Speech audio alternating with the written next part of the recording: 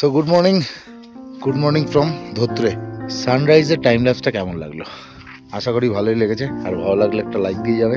এখন বাজে 6:20, sunrise almost হয়েই গেছে। আস্তে আস্তে সূর্য আবার মেঘের তলায় চলে গেল।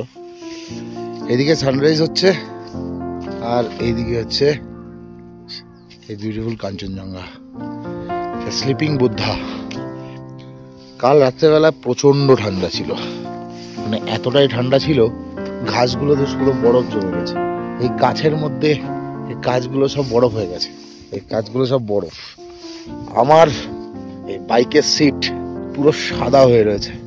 ধোত্রেতে আমাদের স্টে শেরপা হোমস্টে।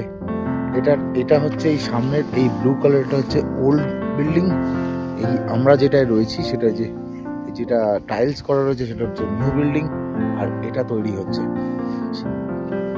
এখানে আমাদের ট্যারিফ লেগেছে 1200 টাকা per head per day, lunch, dinner আর ব্রেকফাস্ট নিয়ে। এখান থেকে এরকম সুন্দরভাবে কাঞ্চনজঙ্ঘাটা দেখা যাচ্ছে।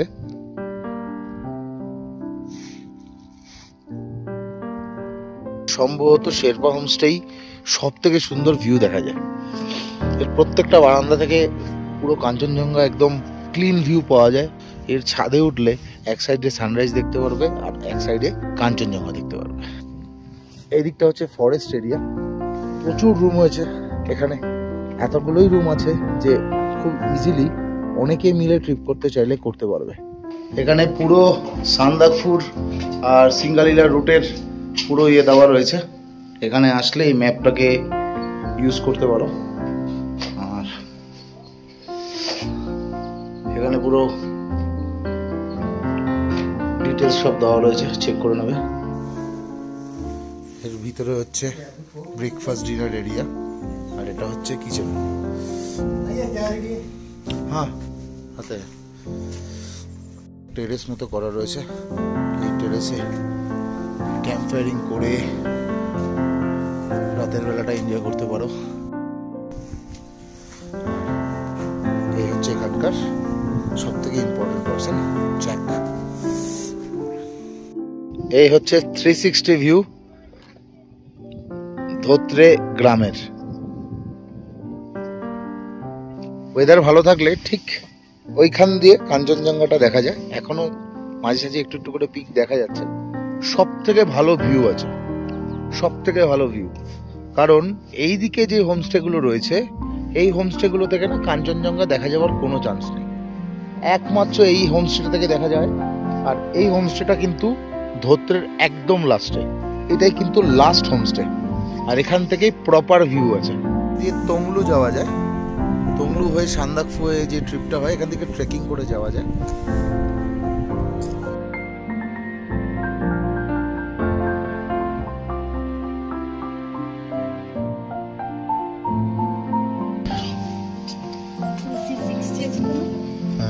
এটা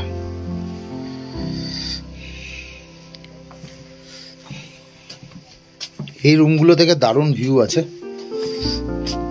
এগুলো হচ্ছে নতুন বিল্ডিং এর নতুন রুম।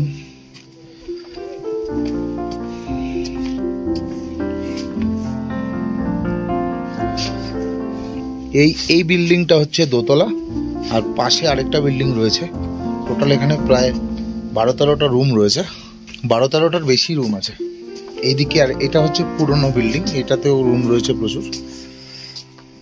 রুমের ফেয়ার আমি ডেসক্রিপশন বক্সে দিয়ে রাখবো, তোমরা চেক করে নিও। আমাদের রুমগুলো এরকম। রুমটা অগোছালো, কারণ বাইকার্সদের রুম এরকমই হয় মোটামুটি। এদিকে একটা ডাবল বেড আছে, এখানে একটা সিঙ্গেল বেড আছে, আর এখান দিয়ে এরকম ভিউ। এখানে জিনিসপত্র পাওয়া খুব কঠিন, তাই জন্য এখানে না, যদি তোমরা এক্সপেক্ট করে থাকো যে খুব সুন্দর রুম হবে, সেটা কিন্তু নয়। এটা হচ্ছে বাথরুম, কমোড আছে এখানে, মোটামুটি বড় বাথরুম, একটা বেসিন আছে। মোটামুটি সব রুমই এরকমই বন্দোবস্ত আছে, আর অনেক ব্ল্যাঙ্কেটের বন্দোবস্ত আছে। একটা ছোট্ট মিরর আছে। আজকের ব্রেকফাস্টে আছে ম্যাগি। পাহাড়ে এসে ম্যাগির থেকে ভালো তো আর কিছু নেই। আর কি সুন্দর ভিউ। কাঞ্চনজঙ্ঘাটা ঠিক মনের মতো দেখতে পেলাম না, মেঘে ঢেকে গেল, তবে ভিউ ফাটাফাটি। এই ঠান্ডার থেকে রক্ষা পেলে, তাই তো? আর আমি ঠান্ডার পরে যখন এই বাইক ত্যাগ করলাম তখন আমার দমটা বেরিয়ে গেছে। কলকাতায় প্রচন্ড ঠান্ডা পড়েছিল, আর সেই ঠান্ডা সবাই জানি অসুস্থ করার ঠান্ডা। এখানে এসছি, এখানে ঠান্ডাটা সয়ে যাওয়ার মতো, বাট যে হাওয়াটা দিচ্ছে না, ওই হাওয়াটা হচ্ছে আর নেওয়া যাচ্ছে না।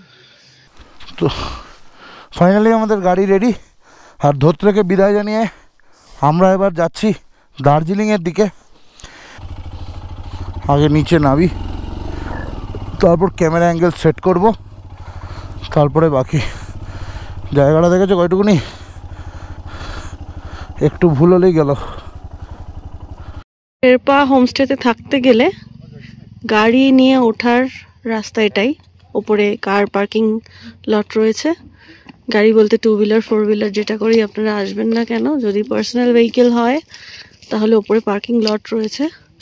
তো সেখানে উঠতে বা নামতে গেলে এই রাস্তাটা ধরেই উঠতে হবে বা নামতে হবে। রাস্তাটা সত্যিই হার্ডেস্ট। এখানকার লোকের জন্য ঠিক আছে, তারা হ্যাবিটেড, বাট আমরা যারা ক্লাইম্ব করে উপরে ওঠা নামা একদম হ্যাবিটেটের বাইরে, ইটস টাফ। খুব সাবধানে এত লাগেজ নিয়ে গাড়ি নিয়ে নামা, ইটস নট ইজি। এত বড় লাগেজ নিয়ে উঠে তো গেছিলাম, নামাটা হেভি রিস্কি। আর তাহলে ভাবো 30-40 কিলোমিটার রাস্তা সান্দাকফু এইভাবেই যেতে হয়। সাধে না এরা বন্ধ করে রেখেছে। বাট অ্যাডভেঞ্চার প্রেমী হলে, যারা বাইক রাইডিং করতে ভালোবাসে, তাদের কাছে সবটাই চ্যালেঞ্জ, এবং চ্যালেঞ্জকে জয় করাটাও একরকম আনন্দ। একটু উলট পালট হলেই খতম। আর এখানে পড়লে কোনো রাইডিং জ্যাকেট কিচ্ছু হেল্প করবে না, ভীষণ রিস্কি।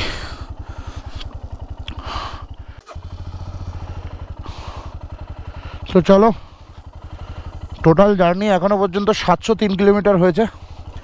আর এখন আমরা ধোত্রে থেকে বেরিয়ে পড়লাম, আবার নতুন যুদ্ধ। এখনকার জার্নি হচ্ছে দার্জিলিং। इस तरफ से जाना है क्या?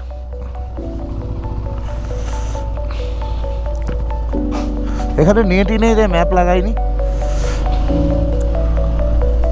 বেরিয়ে পড়লাম ধোত্রে থেকে।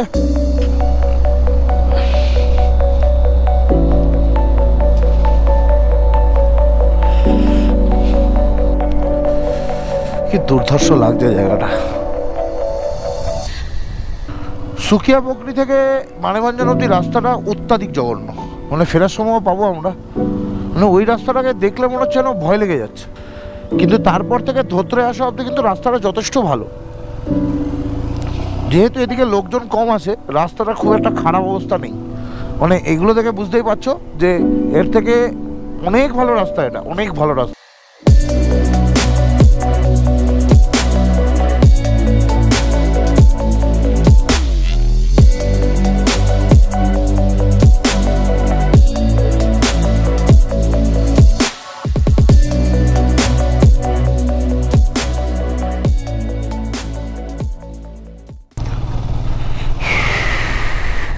বাবা, ব্রেক নেই, ব্রেক নেই, ব্রেক নেই, ব্রেক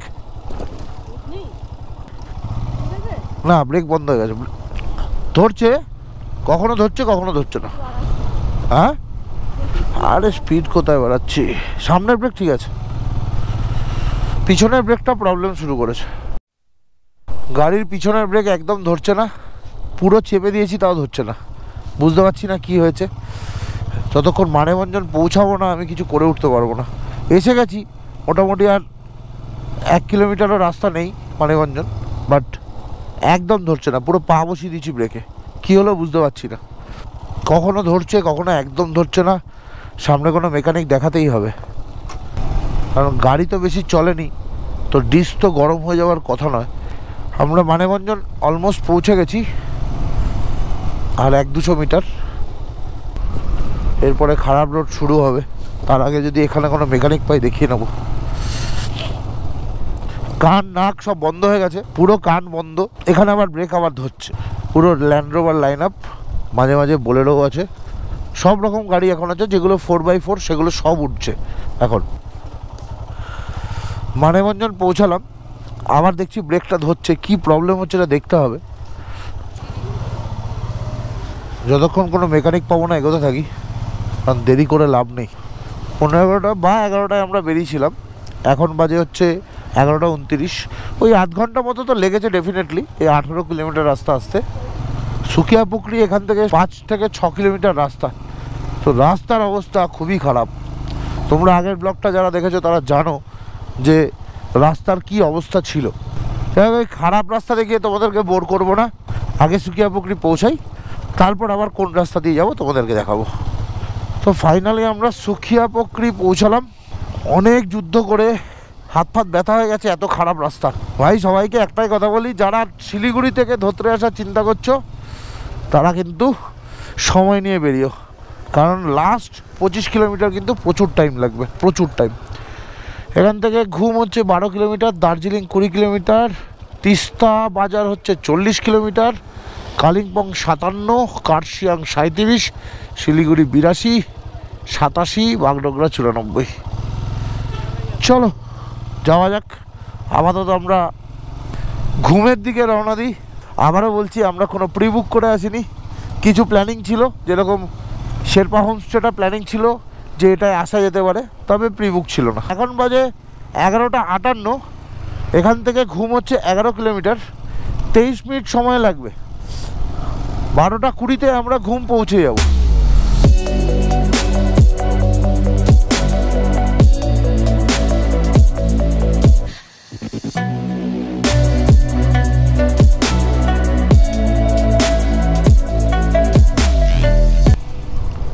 এই জায়গাটার নাম হচ্ছে লেপচা জগৎ।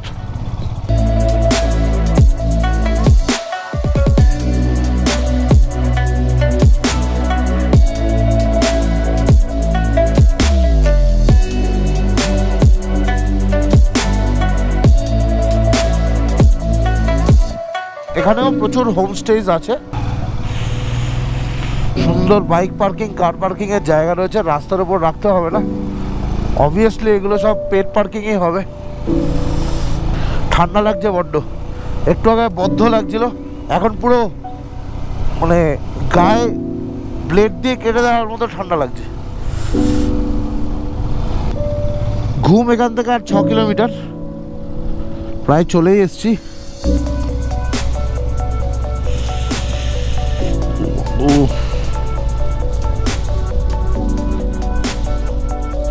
Welcome to Darjeeling, the queen of hills.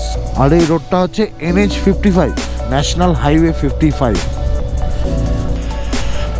লোকজন প্রায় নেই বললেই চলো। তো ওয়েলকাম টু দার্জিলিং। আমরা দার্জিলিং চলে এসেছি, আর এবার আমাদেরকে সত্যিই একটা হোটেলের বন্দোবস্ত করতে হবে, যেখানে আমাদের মোটামুটি একটা পার্কিংয়ের ব্যবস্থা হয়ে যায়, কারণ এখানে পার্কিং নেই। পেড পার্কিং হলেও যেন সেটা কাছাকাছি হয়। সামনে এটা হচ্ছে দার্জিলিং মনেস্ট্রি। যদি খোলা থাকে তো কালকে আমরা এখানে ভিজিট করব। হোটেল খোঁজার আগে একটা কোথাও দাঁড়াবো, দাঁড়িয়ে একটু চা খেতে হবে, মাথাটা পুরো ধরে রয়েছে। এটা হচ্ছে দ্রুক সাংনাং চোলিং মনেস্ট্রি, এক কথা দার্জিলিং মনেস্ট্রি। বিশাল বড় মনেস্ট্রি। দার্জিলিংকে থেকে কাঞ্চনজঙ্ঘা দেখাটা হচ্ছে ভাগ্যের বিষয়, আর আমি এটা অকপটে স্বীকার করছি, আমার ভাগ্য নাই। দার্জিলিংয়ে সবথেকে বড় সমস্যা হচ্ছে গাড়ি পার্কিং। মানে বড় বড় হোটেলগুলোতে তো আছে, কিন্তু যেগুলো আমরা এফোর্ড করতে পারি সেগুলোতে ম্যাক্সিমাম জায়গায় না গাড়ি পার্কিং করার খুব সমস্যা আছে। আমরা আমার তারা মন্দিরের কাছে রয়েছি, এখানে অনেক হোমস্টে কম দিয়ে রয়েছে, কিন্তু এখানে গাড়ি পার্কিংটা আমার কাছে সব থেকে ইম্পর্টেন্ট ব্যাপার। বেশি দূরে আমার বাইকটা রাখতে চাই না, কারণ কালকে আবার ঘুরতে বেরোবো, সেটা একটা সমস্যা হয়ে দাঁড়াবে। এই আমরা এসে পৌঁছালাম হচ্ছে দার্জিলিং স্টেশন। স্টিম ইঞ্জিন দেখতেই পাচ্ছ।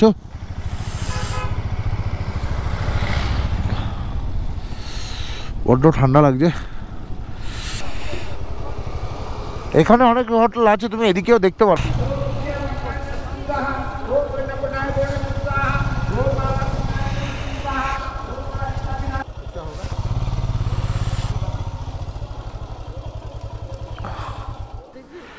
দেখতে তো হবে। এবার গোয়াই ভিউ দেখি একবার। আমরা যে হোটেলটা বুক করেছি ম্যালের কাছে, তো হোটেল থেকে লোক আসছে আমাদের নিতে। তো এখানে যে পুলিশ দাদাটাকে দেখছো, এই আমাকে হেল্প করলো লাগেজগুলোকে পুলিশ বুথে রাখার জন্য। আমি এখন বাইকটাকে এই ম্যাল রোডের এখান থেকে উপরে নিয়ে যাব। এখানে একটা পার্কিং আছে, এই পার্কিংয়ে রেখে দেবো।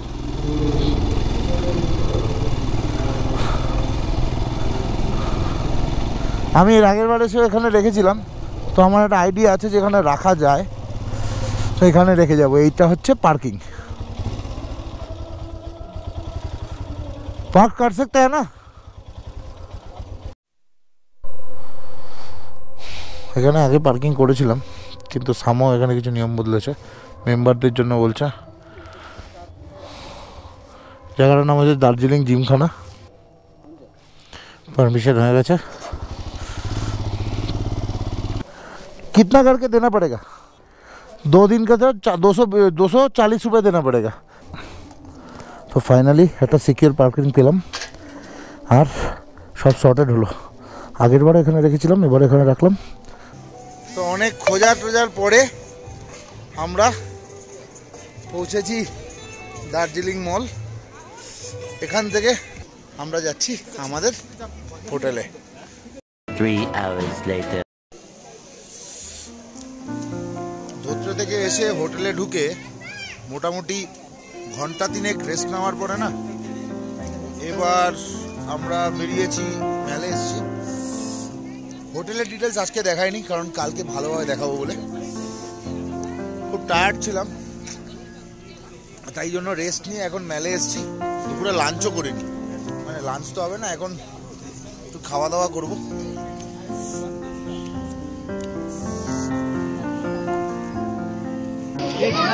কম মিষ্টির মালপোয়া, ফুলাবাজি খাওয়া দাওয়া স্টার্ট। ওখানে কিছু পাইনি, এবার খাবো, এটা নিয়ে বসাবো। দার্জিলিংয়ে 2 ফুডি স্টার্ট করে দিয়েছি। আমি এখন এখান থেকে বেরোতে পারিনি, ম্যাডাম মোমোতে চলে এসছে। এই রাখবি লোকজনগুলো কোথাতেই আসলো, হোটেলে যে ছিল না, ভিড় দেখো, শুধু খাবার আর কেনার জায়গায় ভিড়। যতগুলো খাবারের দোকান আছে মাঝখানে একটা দুটো মিস করে সব কটাতেই যাচ্ছি। এখন আমরা খাচ্ছি চিকেন উইংস, তাই খাবারের অপশন প্রচুর।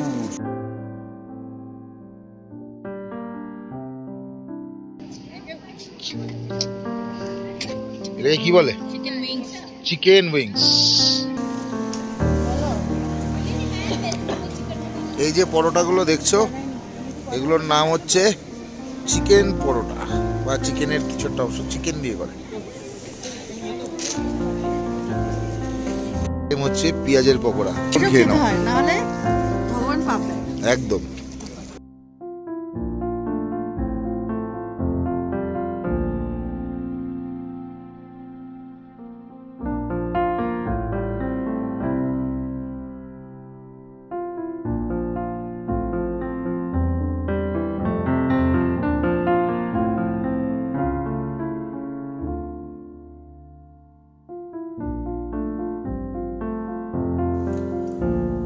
সকালবেলা ধোত্রেতে কাঞ্চনজঙ্ঘা জাস্ট একটু একটু করে দেখা দিয়ে আবার লুকিয়ে পড়লো। দার্জিলিং এ আসলাম যে ওয়েদার রিপোর্ট দেখে, সেই ওয়েদার রিপোর্টের কিন্তু পুরো উল্টোটা, পুরো মেঘে ঢাকা ছিল বিকালবেলা থেকে, পুরো মেঘে ঢাকা।